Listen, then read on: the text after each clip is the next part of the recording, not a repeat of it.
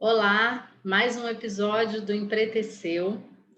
Dessa vez, o nosso convidado é Francisco Vicente. Ele é gestor da Lona Cultural João Bosco, que fica em Vista Alegre, um bairro do subúrbio do Rio. É uma lona cultural fantástica que eu frequento há anos, que já foi palco de shows de pessoas como Luiz Carlos da Vila, que era a figura mais do que habitual do espaço, Dorina, Tereza Cristina, Stanley Jordan, o grande guitarrista, né? Pessoas incríveis já passaram por esse palco. E hoje eu estou tendo o privilégio de conversar com Francisco Vicente aqui. E eu queria introduzir a nossa conversa com uma publicação que ele fez na semana passada no Facebook dele sobre a mistura das raças no Brasil. Ele escreveu o seguinte: sou descendente de negros, de famílias, comunidades, tribos e reinos africanos. Há em minhas veias sangue indígena, ameríndios e, particularmente, índios brasileiros. O que de europeu há no meu sangue é oriundo dos estupros praticados contra minhas ancestrais. Essa mistura me faz brasileiro. Essa mistura me faz indígena, me faz brasileiro. Não há necropolítica, nem política de eugenia, nem mesmo a política genocida vigente no país de hoje que me fará desistir de lutar pela minha existência e dos meus iguais. Seja bem-vindo ao Empreteceu, Francisco Vicente. Que texto potente, hein? Obrigado, Marg. É um texto que me veio assim ao longo de muito pensar. Eu acho que esse período de pandemia me colocou muito dentro de mim, né? E me fez observar mais quem eu estou nesse mundo, né? Porque eu não acredito em ser, eu acredito em estar. Que cada momento a gente está uma potência, a gente está enfraquecido e a gente vai resistindo, né, nesse processo todo. E quando eu escrevi esse texto, eu estava pensando exatamente isso, né? De onde eu venho, né? E como eu chego até aqui, como que eu aprendi tudo isso, né? E aí vem, né, todas as histórias, principalmente para mim, que nasci dentro de um período muito obscuro, muito ruim, muito difícil desse país, né? Eu nasci 2 anos depois de implantada a ditadura, tive a minha infância nos anos de chumbo, né? Então, assim, e aí eu fico, às vezes, me questionando, né? Como eu consegui chegar até aqui sendo oriundo de uma família negra, pobre, muito pobre, né? E vendo, né, a gente começar, né, ter que lutar de novo pelos nossos espaços, né? A gente está caminhando de uma forma que a gente está ficando muito inseguro de como que vai ser amanhã, né? O que esse governo ou desgoverno, né, como eu costumo dizer, vai nos propiciar amanhã, né? Então, esse texto veio no momento que eu estava muito nessa coisa de o que é esse presente que a gente está vivendo e que se confunde tanto com o que eu vivi na minha infância, que se confunde com a juventude de outros, né, que conseguiram sobreviver àquelas atrocidades todas da década de 60. Sim. Né, e chegou até aqui, e que conseguiram, né, a custo de muito sangue, em 85, nos tirar, né, daquela coisa sombria, daquela coisa cinza, né, que a gente viveu a infância e parte, no meu caso, parte da adolescência, né, para estar o que estamos hoje. É um retrocesso muito triste, né? Eu também nasci na época da ditadura, né? Eu nasci em Brasília, então eu nasci em 72, saí de Brasília em 82. Então eu lembro e eu criança, eu não tinha ideia, né, do que acontecia. Na verdade, eu acho que muita gente não tinha ideia, porque era tudo muito obscuro, como você falou, né? Até no trecho da minha crônica que está no meu livro, no livro que eu tenho com as minhas companheiras de crônica no Negras Crônicas, eu trago um trecho da memória da ditadura, porque eu morava numa quadra que o presidente Geisel frequentava a igreja. E eu lembro que ele parava o carro, né? Em alguns dias era o horário que minha mãe me levava para o jardim de infância. Ele parava o carro para a gente atravessar a rua, super gentil. E eu achava aquilo o máximo. Eu lembro que eu chamava ele de vô. Olha isso. E eu não imaginava o que estava acontecendo. E aí depois, né? E eu lembro de episódios assim, a gente em aula, e aí chegava alguém na porta e falava: tem que evacuar a escola, os comunistas colocaram bomba, que era coisa do terrorismo para a gente ter medo do comunismo, né? E eu saía correndo, eu era pequena, tinha que voltar correndo sozinha para casa, então eu tinha pânico daquilo. E aí, em 85, com a abertura, né, que começaram a surgir as denúncias do que acontecia, eu lembro que quando eu tinha 15 anos, hoje eu até peguei esse livro de novo, me fez muito mal, eu li O Brasil Nunca Mais. E nos trechos que narravam os depoimentos dos torturados, eu lembro que eu ia para o banheiro, vomitava, passava muito mal. E eu voltava e continuava lendo. Aí hoje, com essa coisa louca, né, de pensar e se comemorar esse período horroroso, eu peguei o livro de novo e fui ler um trecho, eu senti a mesma coisa. Eu falei, não consigo. E assim, esse teu texto, né, que eu li na abertura, ele fala de violação, né, do período que durante a escravização é exatamente isso que aconteceu, a mistura das raças aconteceu por causa de estupros, né? Autores que tentam romantizar esse período, mas a gente sabe hoje, né, que isso é impossível. Então, assim, eu achei você como uma pessoa de pele mais clara, fazer esse texto, publicizar ele no Facebook, ele traz um questionamento, tenho certeza disso, para muita gente que está lendo, né?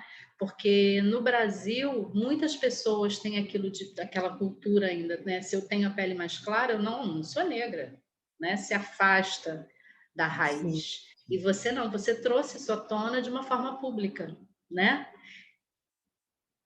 Porque assim, a minha família é uma família que não teve acesso, não tinha acesso. Meu avô era agricultor, tinha muitos filhos, né, a maioria mulheres, e a minha mãe ela estudou até a quarta série primária. Ela trabalhou na fábrica de tecido em Além Paraíba, numa época que Além Paraíba ainda era polo industrial de Minas, né, na zona da Mata. Né, nós tínhamos as três grandes maiores fábricas, né, da região, né, não só da região, mas quase que do estado inteiro, que era a fábrica de tecido, a exportadora de café e a fábrica de papel. Né? A fábrica de tecido Dona Isabel, a fábrica de papel Santa Maria e a exportadora de café Perácio.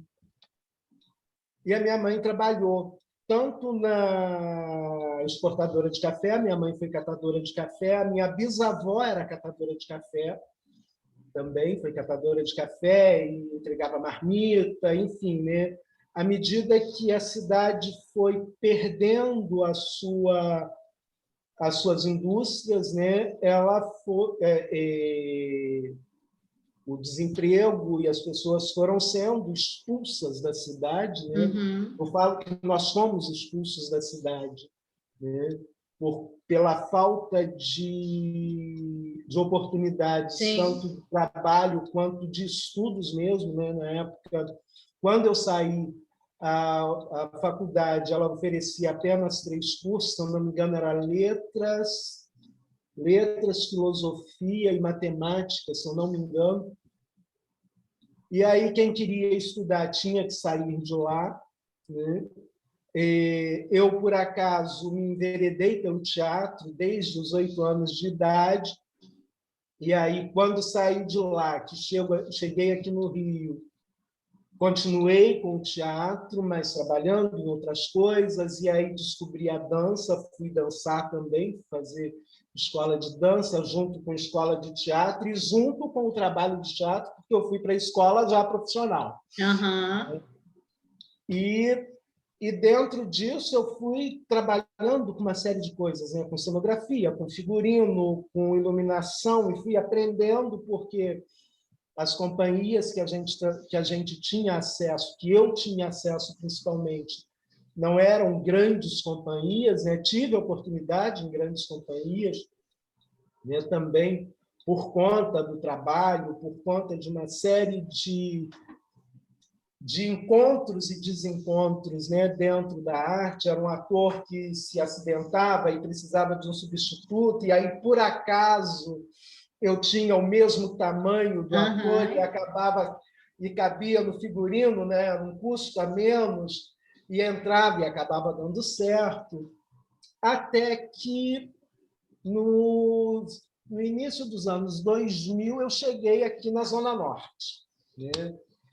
Eu tive um contratempo na companhia que eu já trabalhava há 10 anos, que era o MADMA, Movimento Alegre Dramático de Multiarte. E aí falei assim, bom, não vou fazer mais teatro, eu não quero saber mais de arte, vou enveredar por outras coisas. E aí comecei a pesquisar coisas para estudar, encarar uma faculdade e tal.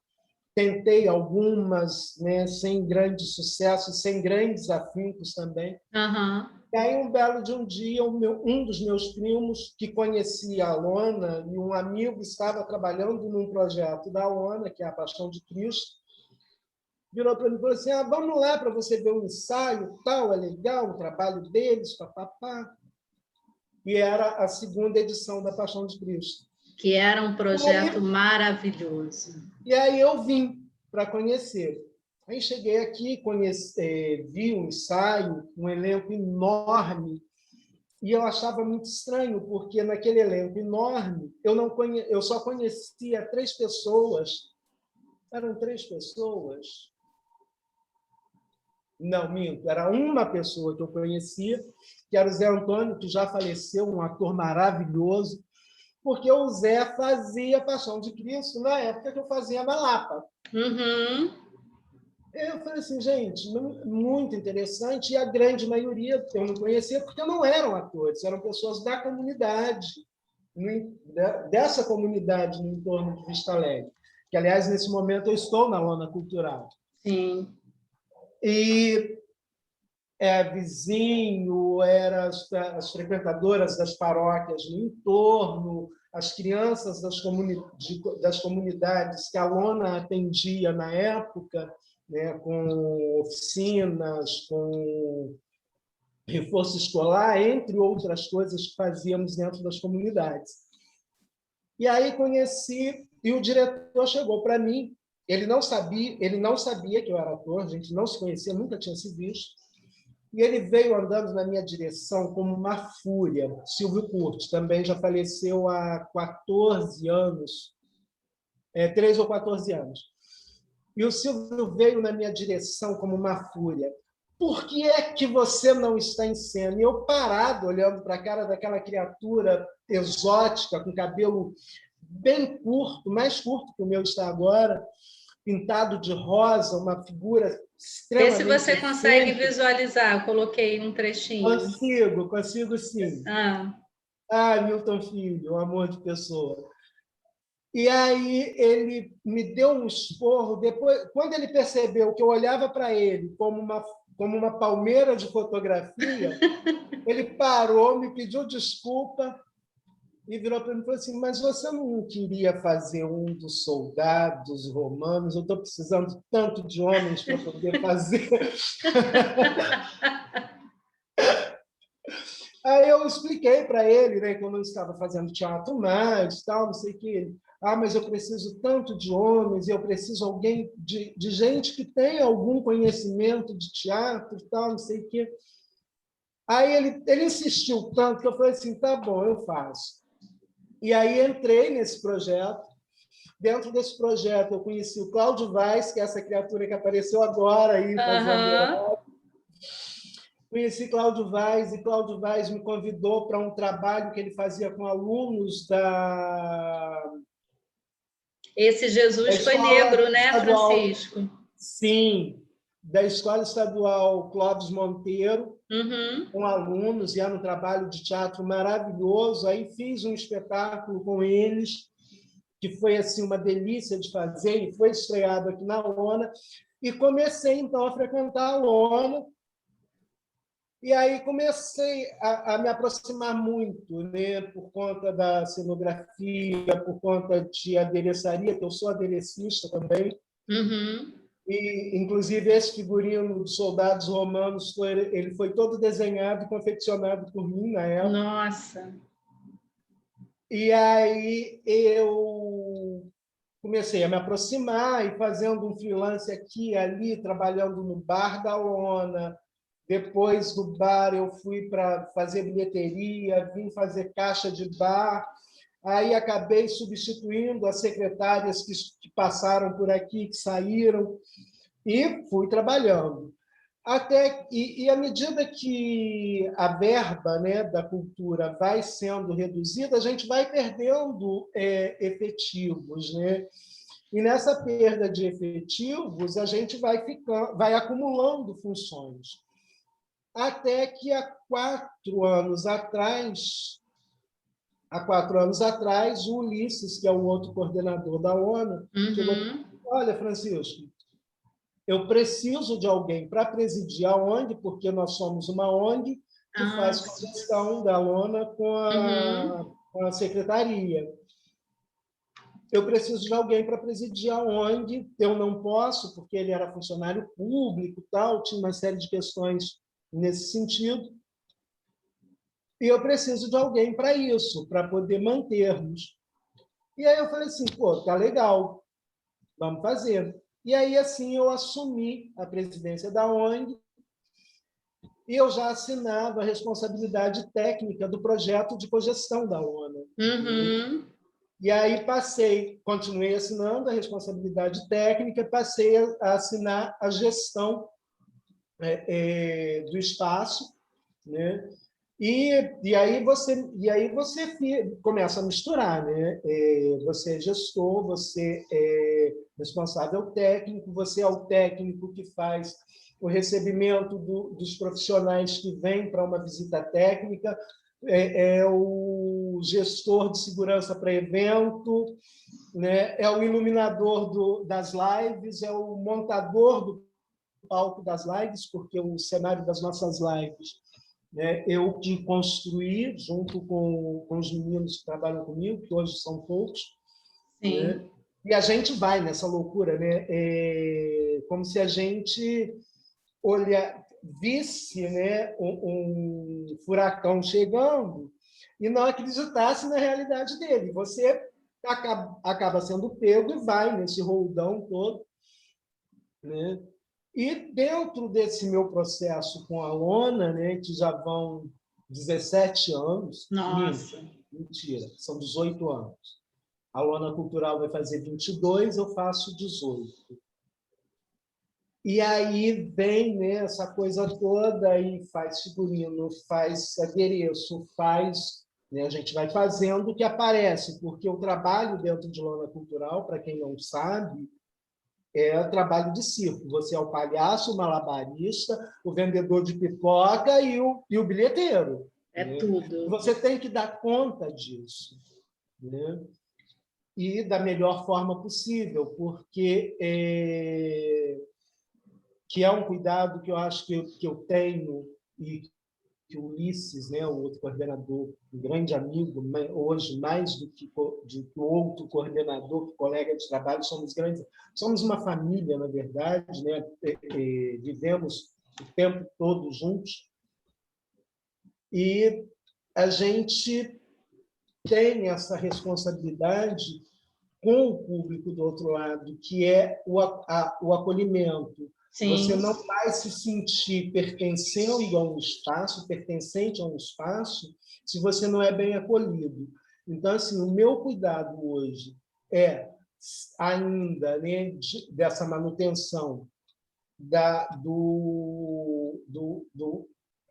de fomentar, né, o sentimento, o sentido de pertencimento, principalmente do meu público no entorno, né, que são amigos, né, e tem a Dona Glória em frente, tem a clínica da família atrás. Esse pertencimento, para mim, é muito importante. É importante para mim que eles encontrem não só o espaço que ele possa frequentar, mas que ele encontre dentro desse espaço pessoas que os recebam com um mínimo, sabe? Eu não exijo muito, com um mínimo de respeito, com um mínimo de cuidado, de carinho, né? E isso para mim é importante, isso para o nosso trabalho enquanto gestores, né? O MIC ele tem esse cuidado, né? De ter essa essa percepção, né? Da arte como ferramenta de inclusão, da arte como difusor de cidadania, como implementador de meios de subsistência, porque a arte podem dizer o que quiserem dizer, podem tentar o que quiserem. A arte é, ainda hoje, dentro da nossa cidade, o maior, talvez não só o maior, mas o mais importante. Você está me ouvindo? Tô te ouvindo, tô aqui viajando. Ah, tá. Não, é porque às vezes e aí eu me perdi. Assim, a arte ela é o maior gerador de emprego e renda. As pessoas Sim. não têm noção de quantos profissionais é necessário para você fazer um monólogo. Você sabe que Né? você falando isso, você está falando e eu estou procurando aqui trechos de espetáculos da Lona. Encontrei esse em Ah, comemoração ao Dia da Consciência Negra. E aí você e tudo traz feito essa. de alunos. E aí você traz, né? Eu tenho mania de, quando acaba um filme, uma peça, alguma coisa, eu paro. E às vezes, agora não mais, né? Mas quando a gente comprava disco ou CD, eu Ah, sempre tive mania de olhar a ficha técnica para ver a sim, quantidade de nomes. E é isso que você está falando. As pessoas não têm noção do número de pessoas envolvidas, e perfeito esse teu exemplo de falar de um monólogo, porque aí a gente vê uma pessoa no palco e não imagina bastidores, a produção, como exatamente, a aquilo começou a quantidade de acontecer, pessoas. né? É um movimento econômico também em torno da Sim, arte. porque assim, isso eu estou falando num universo muito micro, né? Que eu estou Sim, falando só dentro do caso da companhia. Só que você sai da companhia, né? Você sai da companhia para ir para um teatro, né? Para um espaço de cultura, e aí você tem aqueles profissionais daquele espaço, você sai e aí você sai de dentro do espaço de cultura, você começa a contabilizar o vendedor de pipoca da esquina, você tem o bar do outro lado da rua, né? No caso sim, de Vista Alegre, você tem o polo gastronômico mais sim, adiante, né? E as pessoas não têm noção do quanto é importante a arte como economia, como elemento da economia, né? Inclusive, agora, esse semestre na faculdade, o tema que eu escolhi para o trabalho é exatamente esse, né? Eu faço relações internacionais uhum, e eu escolhi como tema a arte a arte e a cultura como possibilidade econômica em tempos em tempos de perfeito. crise, Não, e né? para além da questão da arte e economia em tempo de crise, eu acho que nós estamos suportando toda essa pressão psicológica da pandemia por causa da arte, né? Sim, O surgimento, boom das lives, né? Assim, vou até colocar aqui para a gente ir falando e assistindo o trechinho de uma live da Lona, porque nós tivemos que nos recriar, né? sim, E sim. assim, a arte na pandemia, ela realmente está segurando a onda de muita gente, né? Porque as pessoas compartilham, vai ter live de fulano, assiste, vamos assistir, e aí é um momento de distração para tirar um pouco esse medo da doença, essa tristeza toda que vem acontecendo, né? Esse número de mortes cada vez aumentando mais e a vacina que Sim, chegou, mas sim. parece que está cada vez mais distante. Então, assim, se não fosse a arte, olha lá suas peças lá atrás, né? Enfeitando esse cenário Eu lindo. amo essa mulher da esquerda. Eu amo essa peça. Esse cenário também é os cenários das lives da Lona que vem acontecendo durante a pandemia são produzidos por você. São produzidos por mim. Aliás, o palco inteiro, né? Porque assim, a gente não faz as lives no palco principal da Lona. Aham. Eu criei esse palco, esse mini palco, ele tem 4 metros por 4, né? São 16 metros quadrados de E é na palco, área externa, né? Que é na área ventilada. externa. Sim. Né? Esse aí é o do ano passado. Desse ano, eu gosto um pouco mais porque ele ficou mais amplo, apesar de ter a mesma medida. Tá? Uhum. Mas ele ficou mais amplo, está mais limpo, está mais... tá mais a minha cara, tem mais a ver comigo, porque eu sou mais minimalista mesmo. Né? Aham. Eu gosto de muita coisa, eu gosto do mais limpo possível. Né? Eu gosto que o artista seja o próprio o próprio cenário e o próprio elemento cênico. Sim. Né? Aqui no O, cantinho é um pilão. onde é um pilão. Ai, Aliás, que esse lindo. pilão ele circulava de acordo com a necessidade de redução do palco. Aham. Né? Se eu precisava ampliar o palco, eu colocava o pilão para dentro. Precisava esconder alguma coisa, aí coloca o pilão ali naquele canto que vai esconder. A gente vê Na muita verdade, influência de África, né? Do pilão, sim, as sim. Essa figuras, influência as de cores. África ela vem para mim não só nas cores, mas ela vem num processo de estudo de mim mesmo. Né? Quando eu me descubro, né, de fato negro, porque assim eu passo a minha infância inteira, a minha adolescência inteira ouvindo você é branco. Sim, E aí, assim, sempre muito questionador, na minha cabeça, sempre a coisa não, não encaixava. Como eu sou branco, se minha mãe é negra, meu avô é negro, né? Todas as pessoas da minha família são negras. Eu não tive contato com meu pai, tá? uhum. Eu sou de mãe solteira, né? E aí como eu sou negro, como eu sou branco, né? Então isso já vem de muito tempo. E aí, né, observando, pesquisando uma coisa aqui, outra ali, lendo muitos filósofos, né, muitos estudiosos, aí eu começo a entender a dinâmica de genética, dessas coisas todas, e aí assim, eu me descubro fisicamente, né, biologicamente, negro, Sim, mas ainda faltava alguma coisa no meu entendimento. E aí eu começo a estudar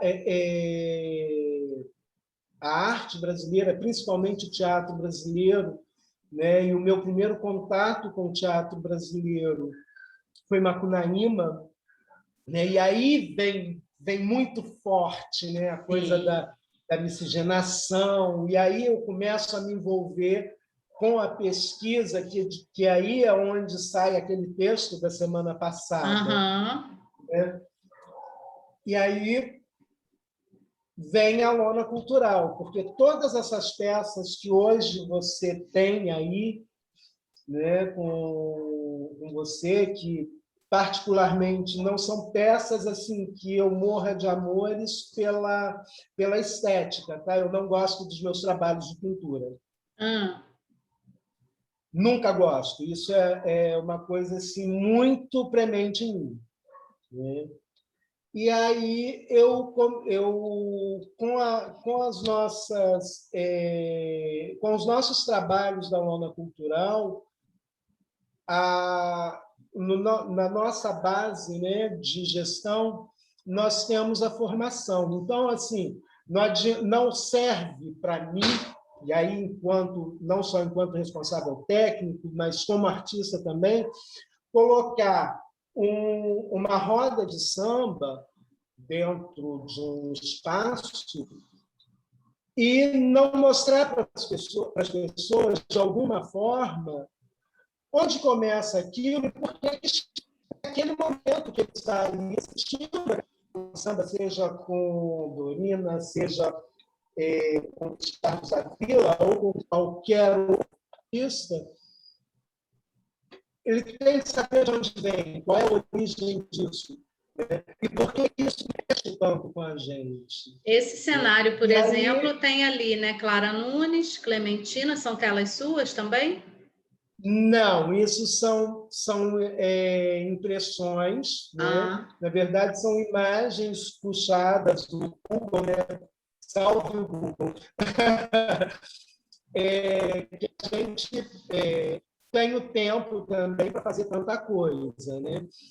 E mas aí, o cenário assim, é seu, né? O palco é seu. O cenário, sim, o cenário é todo meu. O que eu faço nesse cenário? Eu busco algumas peças minhas, algumas imagens, né, como a da Clara, da Clementina e tantas outras, a do fundo é minha. Uhum. E as do lado também, né? As laterais também. Isso. Então, eu busco essas origens, né? E aí você tem a Clara e a Clementina. Eu acho que não tem... É lógico que falta mais uma aí também, que eu acho de grande importância citar. Na verdade, tem muitas, né? Mas tem algumas que eu tenho um carinho especial, né? Que é a Dona Ivone Lara, que é uma imagem que eu tenho aqui também, linda dela. Sim. E são mulheres de grande importância no processo de entendimento social, de entendimento cultural do nosso povo, principalmente no Rio de Janeiro, né? Através da arte delas, trouxeram muito, engrandeceram muito a nossa inserção, né, no mundo que a gente tem hoje, né? Sim. Não fossem elas, a gente não teria chegado até aqui, essa arte não teria chegado até aqui. Aliás, não fossem as tias, né, lá ali naquela região do Santo Cristo, não fossem as tias que foram expulsas da Bahia, né, pela polícia e chegaram aqui e nos seus terreiros acolhiam os nossos grandes artistas, né, como o Pixinguinha Tia e Ciata, vários né? outros, né? Tia Ciata, né, um grande nome, na verdade não foi a única, lógico, Sim, é. mas é a maior representatividade, né, desse período, e todas elas chegaram da mesma forma, né? É Todas verdade. elas foram expulsas da Bahia. Sim. Né? E por conta de quê? Por conta do samba, por conta da macumba, por conta da capoeira. Né? E, assim, não tenho a religião como uma base de vida minha, respeito todas, acho que todas têm a sua importância, sim, de acordo com a afinidade de cada um, né? Mas sou daquele tipo assim, sigo meu caminho na ideia de Deus me ajude, diabo não me desampare, porque eu tenho que estar bem com todo mundo. É isso aí. É verdade. E aí vem, né, chega aqui na ONA, né, esse processo todo da pesquisa. A gente teve 2 anos, 2 espetáculos dois espetáculos, né? Que foi o Mocambo e que depois ele virou Dundala, que era uma homenagem a Zumbi, que eu tive a melhor experiência de vida enquanto pessoa e enquanto artista, Nossa. enquanto ator, principalmente, né? Porque o Dundala, que foi a segunda montagem do Mocambo, no qual eu fazia o padre, né, que era dono do Francisco, que veio a ser, né, quando fugiu o Zumbi, nós tivemos o grato prazer de sermos convidados, na época, para apresentar um espetáculo no terreiro da Fazenda Viegas. Nossa! E nós chegamos lá cedo e eu experimentei tudo o que eu pude daquela fazenda. Eu experimentei a sensação do pelourinho, né? Eu sentei no chão, eu coloquei meus pés dentro daquela coisa, eu senti, eu não vi, sabe? Nossa! Eu entrei dentro de uma senzala. Nossa! E eu vivi os dois lados, porque como eu fazia o padre era um homem branco, né? Europeu, né? E a minha cena eu fazia de dentro da capela da fazenda. Olha! E assim, não tenho, sabe? Eu não tenho nenhum vocábulo que possa descrever as sensações que eu experimentei naquele lugar, sabe? Em cada espaço daquele, né? Porque para quem não sabe, a Fazenda Viegas, ela é hoje, né, um espaço tombado. Fica aqui no Rio de Janeiro? Fica aqui no Rio de Janeiro. Gente, é em Senador Camará, se não me Nossa, engano. não sabia. Se não me engano, é Senador Camará que ela fica. Tá? Isso aí eu não vou te dar certeza, porque eu, com localização geográfica, sou terrível, sou péssimo. E aí, essa fazenda, ela recebia os escravos que chegavam no porto, né? No Porto da Princesa, né, como foi chamado posteriormente, ali na região, na zona portuária, né, que hoje é um espaço também tombado, né, eles chegavam ali e dali eles eram levados para essa fazenda para ficarem em quarentena, né, principalmente os que chegavam debilitados, né, da saúde, né, pela viagem que tinham, os males todos que sofriam dentro daqueles porões. Eles eram levados para lá, faziam a quarentena, os que estavam mais debilitados eram tratados, para dali serem trazidos para o Valongo, né, que é ali na região da Lapa, e serem vendidos, ou para Niterói, ali onde hoje é a Faculdade de Odontologia da UF, né, que é o chamado Valonguinho. Né? Eram duas feiras de vendas de pessoas africanas escravizadas. Eu acho que isso tem que ser sempre batido com muita clareza, né? Não era mercado de escravos, era mercado de pessoas africanas escravizadas. Perfeito. Né? Então, nós tínhamos essas duas feiras, né? Era o Valongo, na Lapa, que era uma feira maior, que atendia um público mais endinheirado, né? E o Valonguinho, que era em Niterói, que atendiam aqueles menores, né? E essa fazenda, a sensação, até hoje, quando eu falo deste lugar, as sensações me voltam, né? Que foi assim, a energia do local. Eu imagino. E é uma energia densa, muito pesada, e, ao mesmo tempo, é um lugar acolhedor. Essa fazenda, né? Eu encontrei aqui uma imagem. Essa fazenda. Eu estive dentro desta capela. Eu fiz a minha cena de dentro dessa capela. Eu entrei nessa senzala. Atrás, aqui onde estão essas árvores, na direção onde estão essas crianças, é onde tem o Pelourinho, mais ou menos Sim. uns 30, 40 metros atrás dessa casa. Apesar de ser um local tombado, né? Como você falou, ver como é que a gente trata a nossa história, né? Tinha que ser um local preservado, aberto para visita, para que se falasse sobre esse tempo, para que a gente não ouvisse tanta besteira como a gente escuta hoje em dia, né, Francisco? Eu não sabia que existia essa fazenda aí, é Senador Camará mesmo.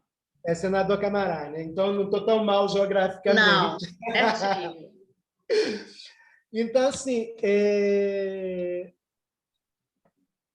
é muito importante para mim a pesquisa, né? E aí, esses trabalhos, né, voltando a esses trabalhos, eles são frutos de uma pesquisa feita todos os anos, né? A cada ano era acrescentado alguma coisa, e eu trabalho muito com a minha cenografia, né? Na verdade, a minha ambientação é muito cenográfica, cenográfica, é muito de instalações. Uhum. Eu gosto de tecidos, eu gosto de corda, eu gosto de cestos, eu gosto de coisas que você possa tocar. Eu não gosto daquela arte que você só passa e olha. Eu gosto da arte tátil, da arte que você sente, né? Teve um espetáculo na Lona em 2015, Os Orixás. Foi você que fez o cenário? Sim. Também. Foi lindo, lindo. O Dia da Consciência Negra, a cada ano eu escolhia um tema, né, para pesquisar. Uhum. E sempre tendo como base África Brasilis. Sim. Né? Então, eu comecei a montagem desse África Brasilis contando o início do processo de escravagismo na África, né, até a chegada da Estrada de Ferro, né, a abertura das senzalas, Uhum. a expulsão daquelas pessoas escravizadas, né, sem nenhum recurso, né, expulsas mesmo, né, não nos deram nada, não nos permitiram direito a nada, né? Sim. Simplesmente nos libertaram. Olha, agora vocês são livres, olha como nós somos bonzinhos. Só que vocês vão sair daqui e virem-se, porque agora nós vamos pagar os imigrantes europeus. Agora nós vamos dar dinheiro para os imigrantes europeus. Vocês já fizeram o mais difícil. Vocês abriram essas matas todas, vocês propiciaram que esse solo produzisse alimentos, produzisse vida para nós. Agora vocês saem, porque agora a gente vai pagar o europeu, porque negro não pode ter direito.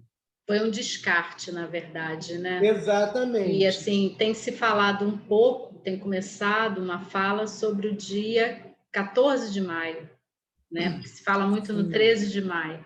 E o dia seguinte, né? Exatamente isso que você falou, né? E aí, essa minha pesquisa, ela vem muito disso, né? E aí é onde eu descubro que o nosso samba, ele vem lá da África, né, do Semba, e aí, assim, onde ele acontecia, que tribos eram essas, como essas...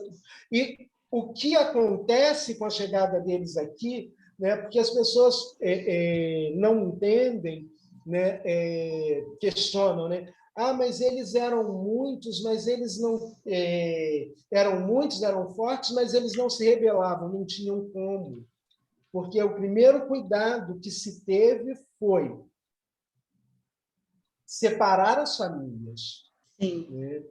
Então, assim, nesse separar as famílias, né, e a gente sabe que a maioria das tribos africanas são tribos formadas de dissensão de família.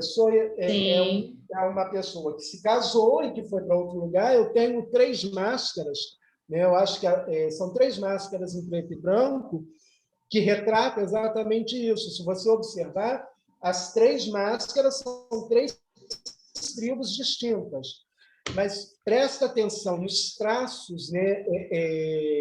Nas propostas de traços fisionômicos, que elas trazem todas a mesma linha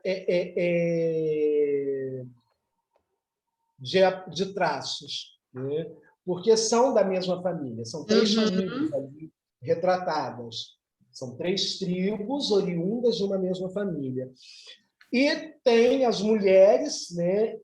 As guerreiras e os guerreiros, como eu chamo, né? Que são as guerreiras Zazi, e os guerreiros Zambi.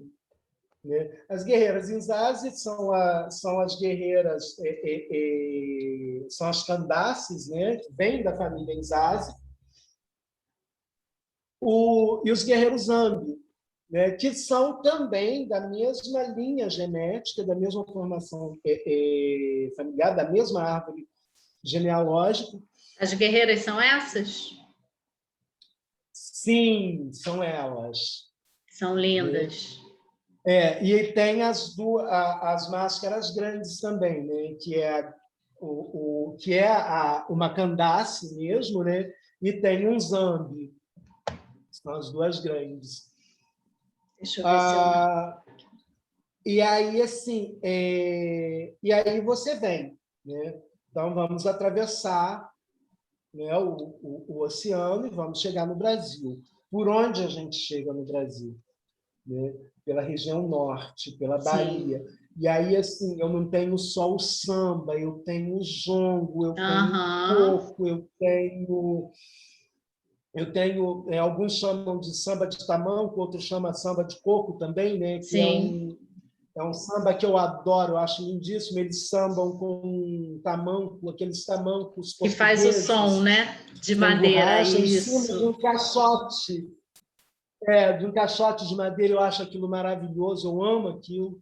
Aliás, Essas 3 peças... Essas são as máscaras. São lindas, lindas.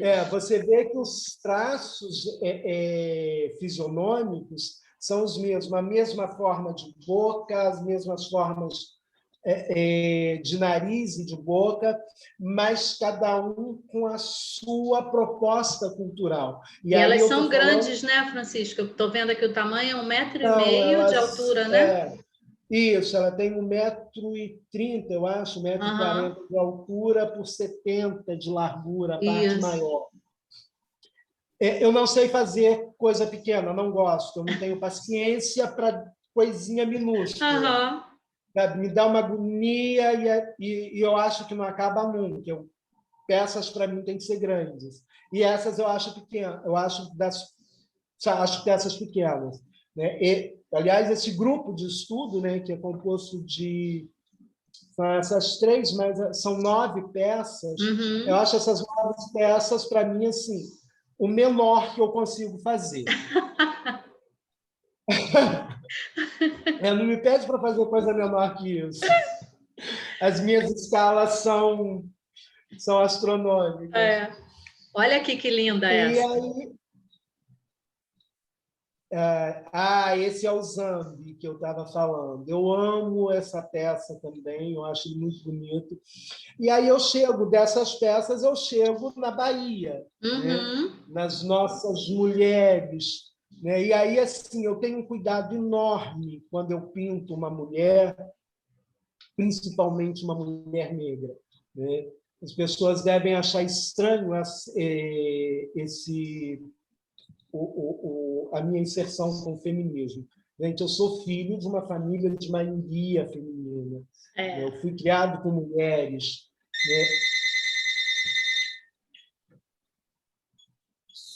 Meu telefone tocou aqui. Tranquilo. E essas mulheres, elas são de uma importância muito grande. Só um minuto. Tá. Está desligado, está desligado. elas são de uma importância muito grande para mim, porque a mulher, né, pelo fato de não ter pai, avô que foi meu pai, mas eu tive contato com ele até os 7 anos de idade, quando ele faleceu. Né? Então, assim, foi muito, muito pequeno. Então, eu tive Sim. nas mulheres, né? As minhas mães, os meus pais, né? Eu tive em todas essas mulheres, não só as da minha família, as que me cercam, todas, né? Amigas, conhecidas, professoras, né? A minha referência de humano, a minha referência de pessoa e a minha referência de artista. Sim. Então, eu tenho cuidado de tentar imprimir, nem sempre consigo, imprimir o que eu sempre vi nesses olhos, o que eu sempre vi nessas faces, né? Que é a resiliência, que é a serenidade. Né? Eu sempre tento trazer essas referências para as Eu minhas acho que peças. E essa não tua só peça faço retrata isso muito isso, né? no trabalho de artes plásticas, né, que é o que a maioria das pessoas conhece, mas no meu trabalho de ator também. Sim. Né? Eu trago essas referências no meu ator enquanto técnico e os meus personagens traz um pouco dessas mulheres também. Né? Por mais másculo, por mais pesado que sejam os personagens que eu faça, ou por mais femininos que eles sejam, eles trazem essas mulheres. Eu gosto dessa mulher, mas eu tenho aquela outra que nós vimos na live, eu acho ela mais eu acho que ela grita mais alto tudo o que eu vejo da mulher. Aham. Né? Então, eu trago essas referências. Né? Então, em cada mulher que você vê que eu pinto, você vai observar que eu tenho muito mais mulheres no meu acervo do que os homens. Né? O homem aparece, sim, mas ele aparece de uma outra forma. Ele nunca está à frente, ele também não está atrás, mas ele também não está ao lado, porque eu venho eu sou filho do abandono, né? E Ou você traz seja, o protagonismo feminino para a sua arte também, né? exatamente, porque eu sou filho do abandono, né? Sim. A minha mãe, meu pai existiu, lógico, mas Uhum. quem foi? Que Sim. interesse teve? Que importância esse pai teve na minha vida? Né? Então, assim, essa distância da figura paterna, da referência paterna, ela é real. Né? Mas eu tenho a referência paterna, né? No que essas mulheres imprimiram para mim, porque elas Sim. tiveram um pai muito presente. Meu avô era um Uhum. homem muito presente. Né? E eu tive essa oportunidade com ele, né? Porque assim, ele chegava da roça, né, onde ele trabalhava, e ele chegava em casa no final da tarde, ele descascava e cortava a cana, colocava dentro daquelas latinhas de leite em pó, uma lata para cada moleque, né? E quando chegava a noite, sentávamos ao redor do fogão de lenha e ele contava histórias, ele falava dele, né? Era em torno do fogão de lenha e com luz de lamparina, tá? Eu vivi luz de lamparina, eu vivi fogão de lenha, eu aprendi a passar roupa com ferro de Um brasa. ferro de brasa. Então, assim, eu sou uma pessoa bem antiga, mas eu tive esse prazer de experimentar tudo isso. Né? E é exatamente essa experimentação toda também me remete à A negritude. negritude. Porque quem usou ferro de negro, o ferro de brasa. As Né? passadeiras, que eram negras. Exatamente. Quem que engomava com goma farinha de trigo. amido de milho. Amido de milho, farinha de ou trigo. de farinha de trigo. Uhum. Eu peguei o amido de milho também. Sim. Né? Então, assim, quem que moía a cana, né, em casa, quem fazia feijoada, quem que pilava o pilão café. No seu cenário, né? Exatamente, o pilão, porque eu tive o pilão na minha infância. Sim, Nessa eu também. época que nós estamos agora, hoje é quarta, né? Uhum. Amanhã, quinta-feira santa, Quinta-feira santa. a avó socava o amendoim para fazer paçoca. Sim. Para fazer paçoca. Né? Socava o amendoim, pilava o amendoim para colocar na canjica. Na canjica, isso mesmo.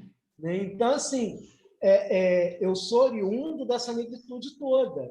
Né? E não tem como ela não aparecer, de alguma forma, no meu cenário, nos meus adereços. Eu gosto das cores fortes, mas, ao mesmo tempo, eu gosto da sutileza dessas cores fortes. Né? Uhum. E aí vai da coisa de esmaecer essa cor, seja diluindo ela com um pouco de branco, seja jogando um tecido transparente na frente para dar uma suavizada naquelas cores fortes, porque às vezes as cores fortes me agridem a mim. Né? Tem pessoas que gostam, eu sei que tem pessoas que gostam. Então, eu procuro levar essa força, essa vibração dessas cores para as pessoas, mas de uma forma mais suave. Sim. Porque eu trago essas cores das lutas dessas pessoas lá atrás. Né? E eu prefiro que essas lutas sejam hoje uma outra luta, uma luta mais leve, uma luta mais suave. Então, eu procuro esmaecer essas cores de alguma forma, né? Dá uma suavizada nelas. Sim. Quanta memória bonita, né? Nossa, Olha, poesia mesmo, né? E a gente vai vivendo isso, né? Porque não tem como, né? Se no teu trabalho de artista a sua história não aparece, você está fazendo alguma coisa equivocada no teu trabalho. Né? Ou você está tendo alguma vivência equivocada. Né? Eu acho muito importante isso. Né? Eu acho importante quando eu volto na minha história, e aí eu digo volto na minha história mais recente, nos últimos 20 anos, né? Quando eu volto na minha história e me lembro de eu do lado de dentro do balcão do bar, no final de um show, e aí chega no balcão, né, meia-noite, Luiz Melodia, Nossa. E para e diz: você se incomodaria de me servir uma cerveja? Olha. Como que eu iria me incomodar de servir uma cerveja para o Luiz Melodia? Nunca. Nunca, sabe? Ou de ouvir da dona Elza Soares, né, num dos shows dela, que ela me viu passando quase que alucinado, né, para poder resolver alguma coisa, e na volta já voltar mais devagar, e ela me parar no meio do caminho e dizer: precisava ter vindo correndo daquele jeito, mesmo tempo que você gastou correndo para resolver o que você resolveu lá, resolveria andando. Então, essas coisas não têm preço, sabe? E são as experiências de um acervo emocional que saem quando eu estou em cena, seja fazendo a Geni do Chico Buarque, seja fazendo o bispo do Jean Genet, essas emoções, essas sensações, elas estão ali, elas são reais, elas são verdadeiras, sabe? Não tem como eu não transpirá-las em cena. E essas histórias que você narrou, você está falando aí, eu estou viajando, porque grande parte delas aconteceram aqui no subúrbio, né? Sim. Que é um território do Rio de Janeiro que tentam distanciar a gente da cultura, mas Sim. as lonas culturais têm um papel fundamental na inserção da cultura nos subúrbios do Rio de Janeiro, né? Eu lembro que quando teve o show do Stanley Jordan aqui, eu passei e vi a faixa, eu pensei, deve ser o cover, eu não vou. E eu perdi esse show, né? Eu perdi porque eu não fui. E aí meus amigos foram, pô, você não foi? Eu falei, gente, era ele, era ele. Pô, e aí eu parei para pensar, eu falei assim, por que não Stanley Jordan em Vista Alegre? Eu lembro do show de Ângela Maria, que parou Vista Alegre. Né? Então, assim, a importância do teu trabalho como gestor de um espaço, eu acho que é o único espaço cultural de Vista Alegre e de bairros do entorno, né? Os sambas da lona, eu levava meu filho viu Luiz Carlos da Vila pequenininho na lona de Vista Alegre. E ele lembra disso, né? Assim, esse trabalho é fantástico e tomara que ele seja revitalizado, né, Francisco? Porque teve um período grande de apagamento e vamos ver se acaba essa pandemia para isso voltar a bombar. Exatamente. Eu sinto muita falta disso, né? Eu sinto falta de receber não só os grandes artistas, mas os nossos artistas locais. Sim, tem muitos. Flávio Lima, que é um grande poeta, compositor, mora aqui do lado, tem um espaço de cultura também maravilhoso, que é o Casarte, que é parceiro nosso. Sim.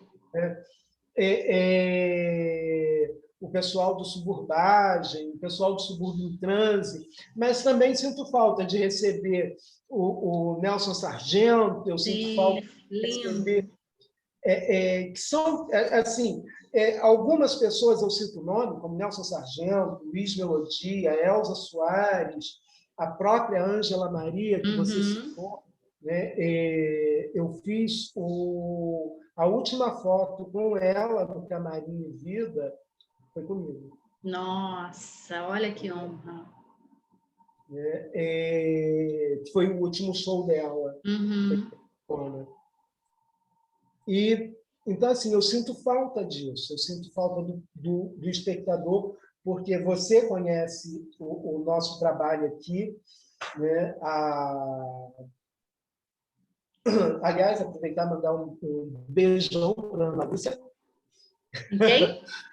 Ana Lúcia. Minha tia Ana Lúcia. Ela que a voz da música do canal é dela. Sim, é. Legal. Parabéns. Aliás, eu amo a voz da Ana. Amo Ana Lúcia. E, assim, eu sinto falta desse pessoal também, porque não é só o artista, não é só a produção, né?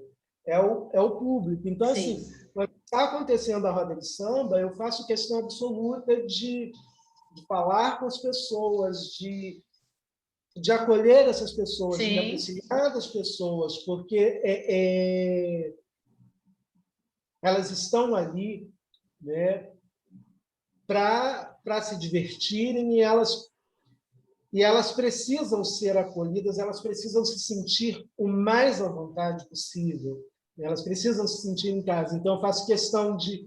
Eu rodo pelo meio das pessoas, né, para poder sentir o que elas estão sentindo. E os cursos da Lona, as oficinas também, né? A oficina de dança, agora está parado? Como é que está isso durante a pandemia? No momento, a gente está parado. A gente tem feito um workshop ou outro online. Não dá para a gente abarcar tudo, porque a gente tem uma programação online também muito grande, muito ampla, né? Porque a gente tem que atender a não só uma programação, mas também a um plano de trabalho que foi Sim. apresentado para a prefeitura, e esse plano de trabalho ele foi readequado. Você tinha falado anteriormente, né, da reinvenção, Uhum. e eu tive que me reaprender enquanto artista para essa realidade. Eu estava Sim. acostumado a acender 20 refletores, né, em cima, na cara do artista. Aham. Hoje eu tenho que trabalhar com um número reduzido de refletores, porque senão estoura a luz, Sim. enfim, né, não pode ser direto, porque eu tenho. Então, assim, eu tive que reduzir palco, eu tive que, até por conta da segurança das pessoas, né, Uhum. eu tive que reduzir palco, eu tive que reduzir o número de artistas em cena, né? E também propiciar um mínimo, né, da qualidade de trabalho ao qual nós nos propomos ao longo desses 22 anos de existência do espaço, né? Então, assim, o mesmo palco, o mesmo palco, a mesma iluminação, o mesmo som, né? O mesmo trabalho de sonorização, né? E aí agora mais a captação de imagem é com a mesma qualidade, com o mesmo critério anterior, só que com uma Sim. diferença. Não é minha área, eu nunca trabalhei em estúdio, eu fiz um curso há anos atrás de iluminação de audiovisual, mas eu sou Uhum. iluminador de teatro, sabe? Então, tudo para mim é grande, né? Eu preciso de um par 64, né? Que tem com uma lâmpada de 2.000 volts, ou, Aham. sabe? Esse negócio de, não, vamos colocar um LEDzinho aqui, ainda não é muito a minha E sem realidade. o público, né?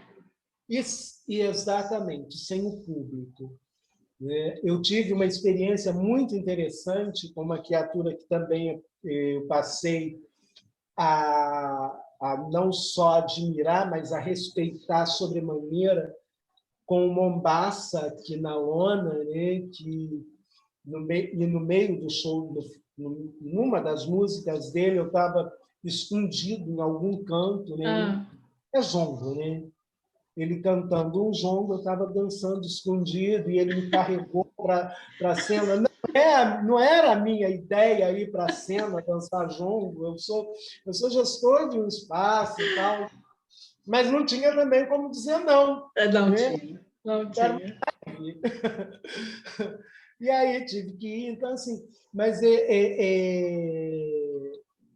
aí você não tem o público, mas eu aprendi com essa coisa da live ser público, porque Sim. enquanto eles estão lá em cena, eu estou assistindo no canal do YouTube, no aparelho, assistindo na página do Facebook no outro Sim. aparelho, com outro aparelho no Instagram, porque eu tenho que ver como está funcionando nos três, Que e não sou só loucura. a Jaiana, que é outro responsável também pela realização disso, o Rodrigo, que é também um outro técnico que é responsável por isso, é o Magal, que é o outro apoio, Marcelo, enfim, né? É uma equipe. Né? E nós somos espectadores do Sim.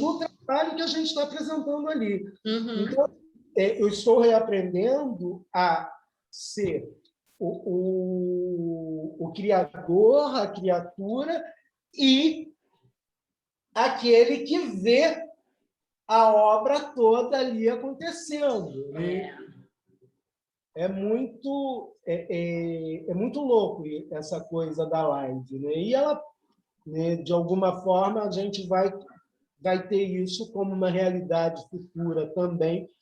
Né? Eu já visualizo isso nos próximos anos, né? Mesmo a gente voltando às atividades presenciais, a gente vai ter ainda que manter as lives, porque mesmo com as presenciais vai ter aquela galera que não, eu quero tomar minha cerveja na minha casa, mas eu É. quero porque eu quero assistir um show da Zezé Mota ou de quem quer que E seja. tem o alcance, né?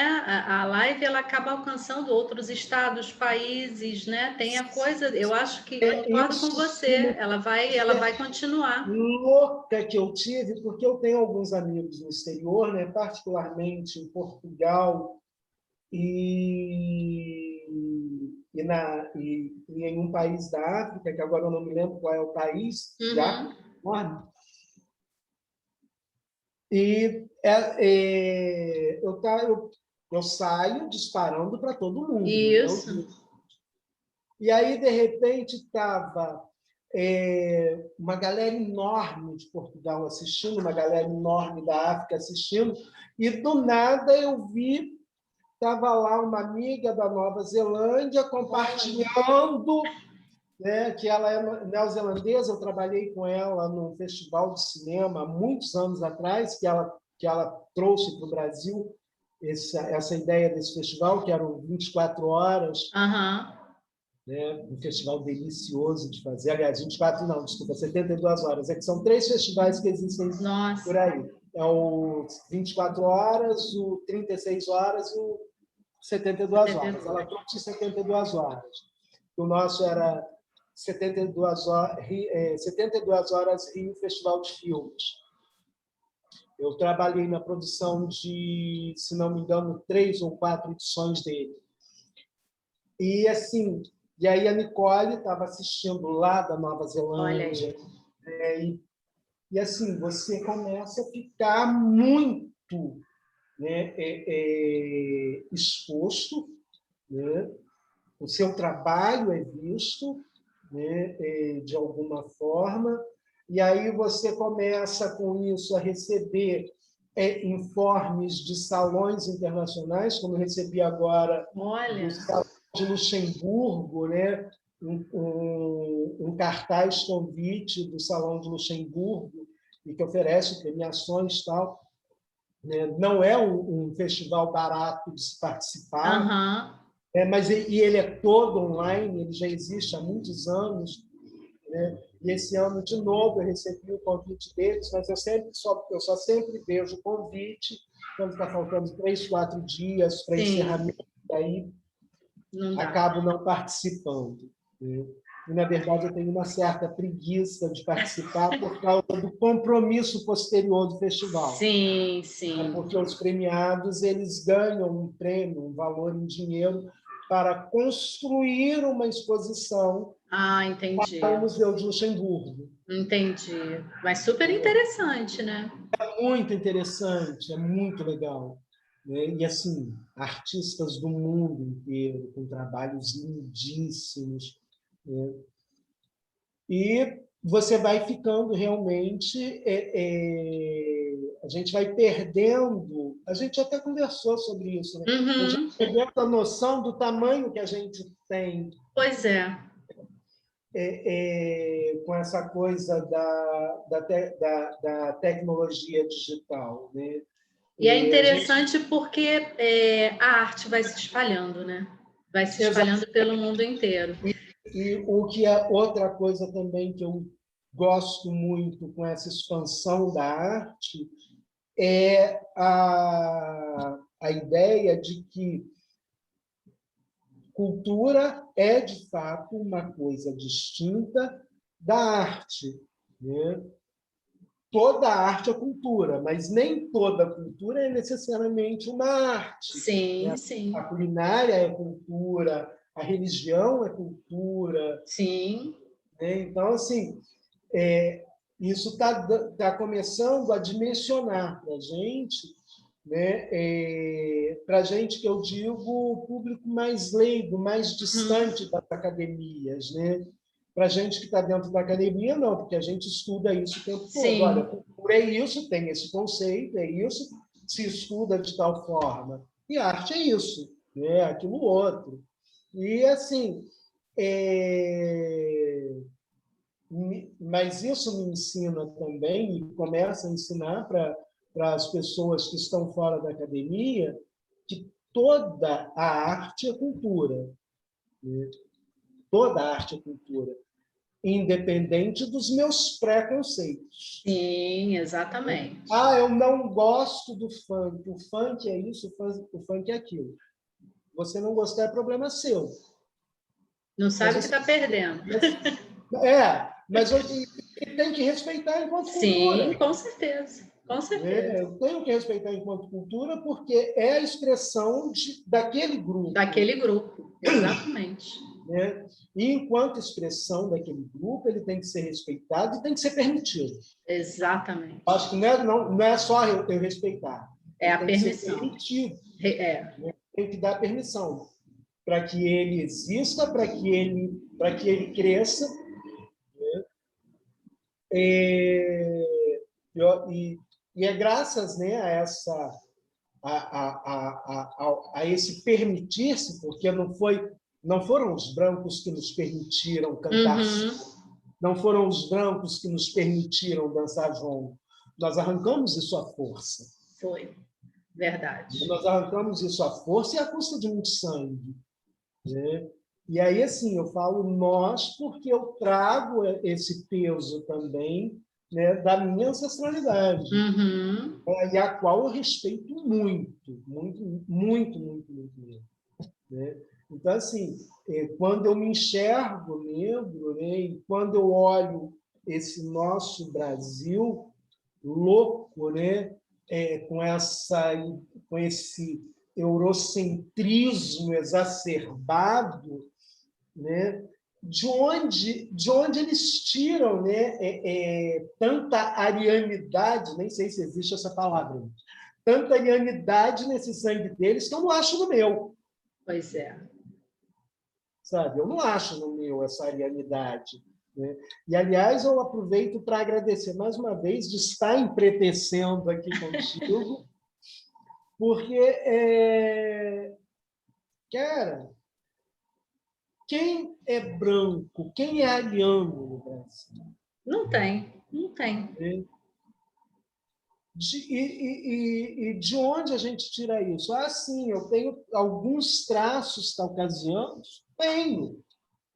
Né? Não sei se agradeço ou se lamento, mas sim. Eles existem. Eles existem, eles são reais. Mas eu tenho os meus traços africanos, eu tenho os meus traços ameríndios, que eu faço questão muito grande de frisar, né? Principalmente dos ameríndios aqui do sul, né? Tupi-Guarani, Kaiowá e todas as outras etnias. Está faltando orgulho, né? Eu acho que... Eu acho que, mais do que a falta de orgulho, eu acho que está faltando um olhar-se para dentro e buscar essência. Falta essência, falta ser. Né? Falta essa coisa de o que eu sou. Né? Porque, assim, e isso também cabe um pouco no meia-culpa, né, nos movimentos negros, e aí eu vou puxar um pouco agora uma corda que talvez incomode muito, né, que é a coisa do mais preto ou menos preto, né? Porque eu experimento isso, eu vejo colegas experimentarem isso, principalmente nessa ideia de cotas, nessa ideia da arte negra propriamente dita, e principalmente no teatro, né? Quando você chega para um teste, como aconteceu com a sobrinha da Dona Ivone Lara, né? Sim. Que disseram que ela era branca demais para interpretar a Dona Ivone Lara. Né? Bom, enfim, critérios. Né? E aí eu chego, às vezes, para fazer um teste para um outro espetáculo qualquer, muito particularmente em espetáculos de dança, até bem recentemente, mas você é preto demais para ser um príncipe num balé. Ok. Sou negro para ser um príncipe num balé porque eu preciso priorizar o privilégio do filho do seu fulaninho. Ok, beleza. E aí você vai para uma outra produção que está falando de escravidão, que está falando de uma série de questões dele. Não, mas você é branco demais para interpretar um escravo. Quer dizer, que lugar que eu me ponho nisso? Sim. E não falo só de mim, eu tenho colegas que questionam isso, eu tenho amigos que a gente senta e, no meio da conversa, volta e meia, a gente se depara com essa realidade, né? Que somos nós os pardos. Né? Pardos, isso me incomoda. Isso me incomoda muito. Sim. Onde que a gente se enquadra? Né? E por que essa divisão toda? É uma reflexão, né? Por que essa divisão toda? Isso é politicamente pensado, sim. Com certeza. Para fragmentar, né? Exatamente. Quanto mais eu fraciono esses grupos, né?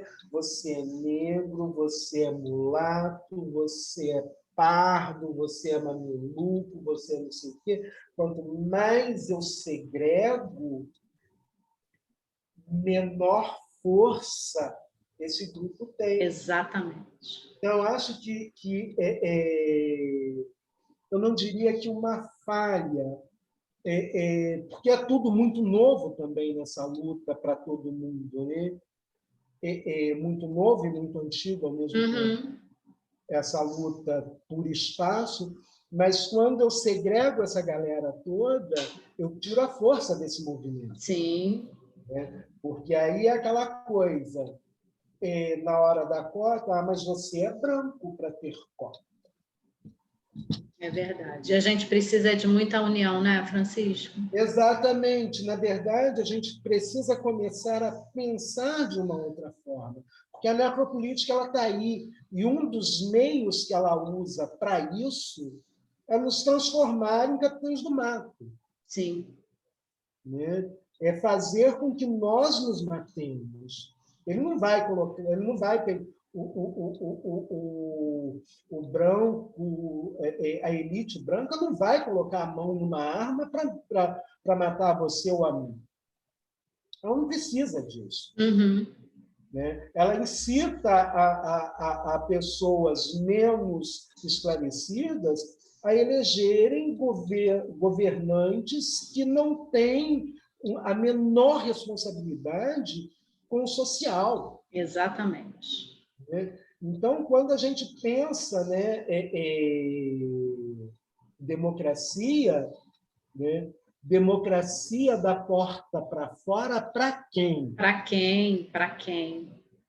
Né? Porque da porta para dentro mando eu, né? meio que isso. Né? Na verdade, a gente vive, né? A gente saiu da ditadura militar, mas a gente vive a ditadura econômica, a gente vive a ditadura social, a gente vive a ditadura cultural. Né? De saúde também, né?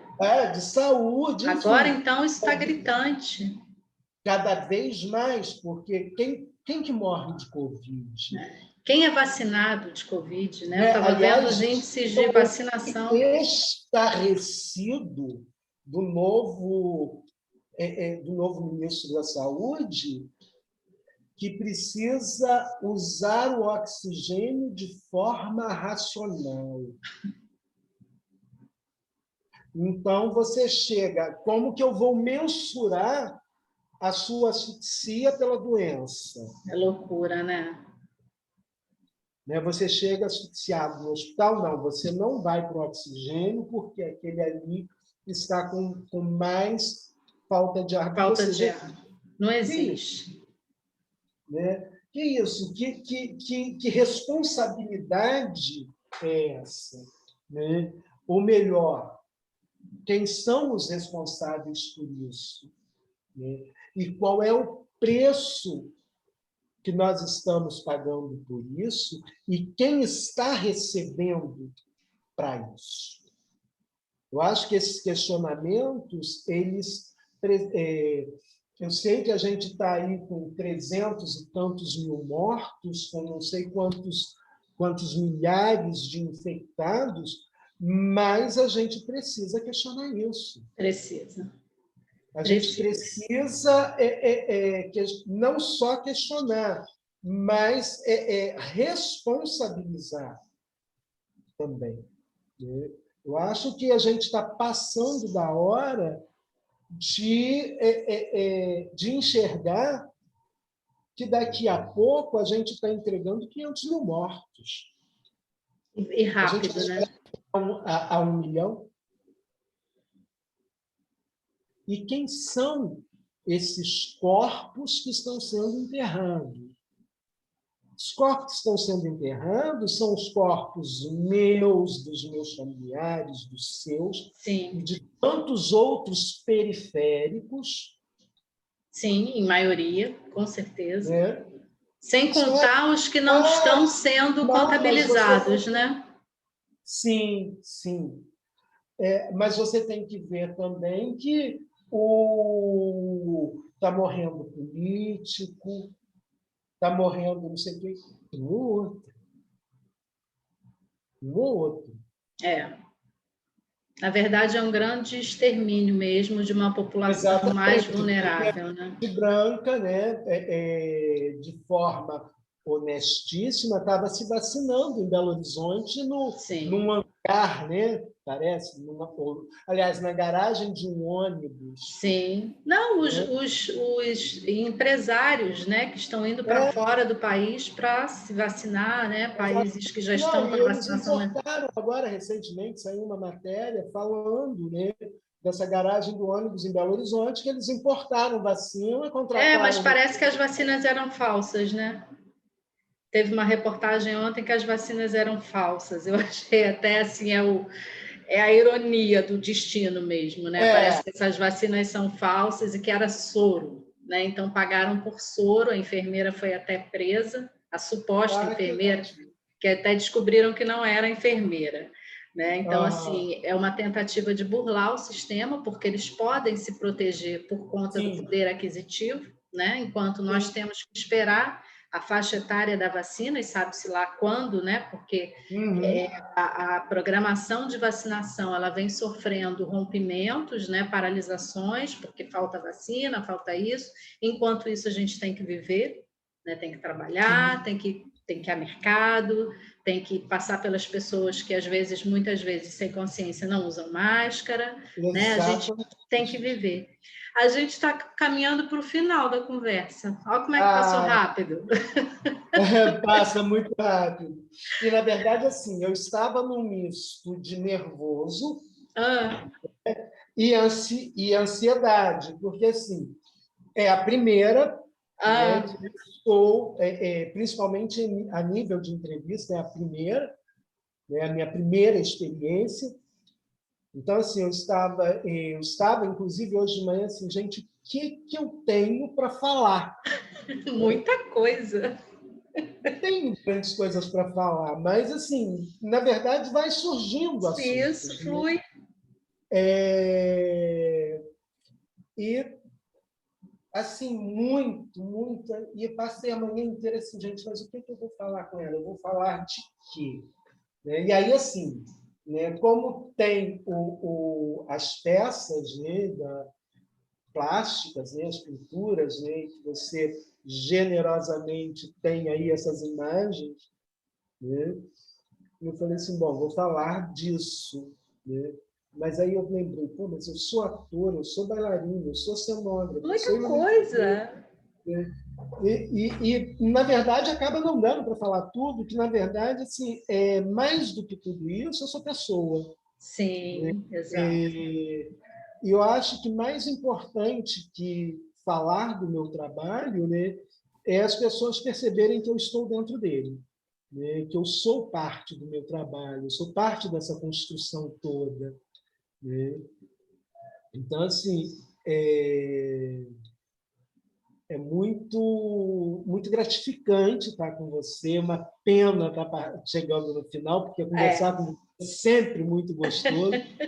Eu lembro da última vez que nós conversamos presencialmente, que foi No num show, samba. uma roda de samba, né, que eu, por acaso, tinha feito a ambientação do espaço. Aham.